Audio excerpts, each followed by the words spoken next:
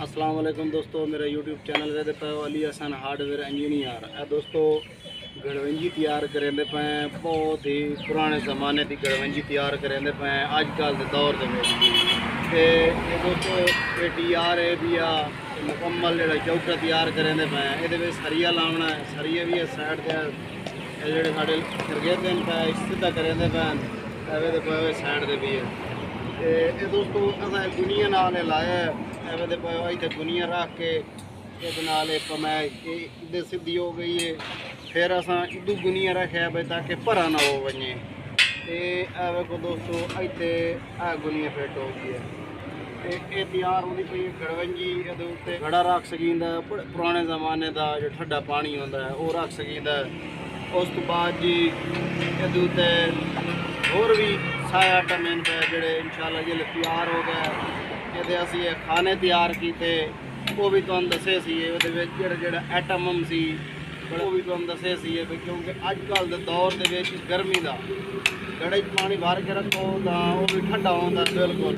लस्सी बड़े भी अजकल जो ना घर के अंदर इस्तेमाल होती वो भी तुम दसे ताकि ये उत्ते जी चीज़ रखे सन बिल्ला वो चीज़ जो खा ना पई सी वो उत्ते पई रहा सी। ये तैयार करेंगे अड्डा फतेहपुर दे अपनी मिस्त्री अली हसन के वर्कशॉप है उत्ते बैठ के काम कर रहे हैं।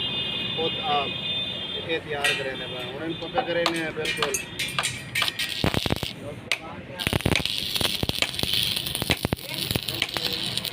चला दियो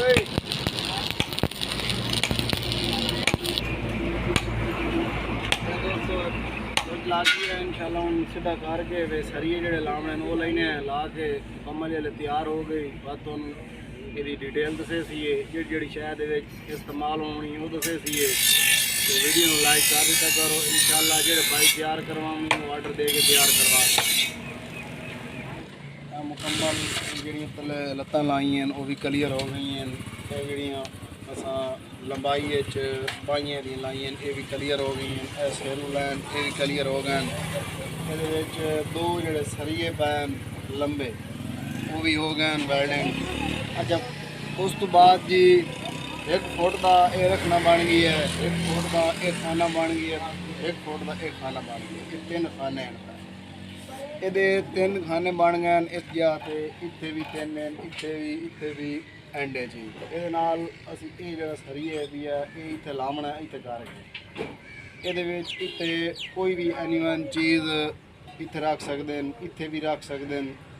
बाकी घड़ा हो गया, कूलर हो गया, यानी कि कोई भी बर्तन के एनिमल चीज़ वो इतने रख सकते हैं बिल्कुल।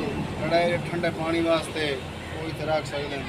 ये तैयार करें मैं घरेलू इस्तेमाल वास्ते भाई।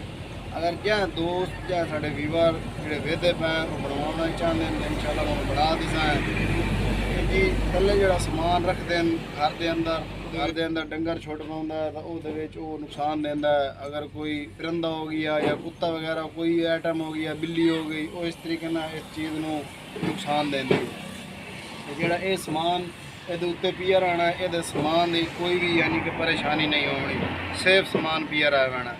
जो दोस्त बनवाना चाहता है इंशाल्लाह वो ऑर्डर दे के ये बनवा सकता है। ये अड्डा फतेहपुर के मिस्त्री अली हसन अपनी वर्कशॉप से तैयार कर रहा है। सोलर ट्राली तैयार कर रहा है, ये भी तैयार कर रहा है और भी ऑलराउंडर काम करीदा मुकम्मल। जोड़ा भी भाई आखसी इंशाल्लाह उसे डिज़ाइन जब तैयार कर देता लगे तो लाइक करना है, साढ़े चैनल को सब्सक्राइब करना है। मिलते हैं किसी नेक्स्ट वीडियो में, तब तक के लिए अल्लाह हाफ़िज़।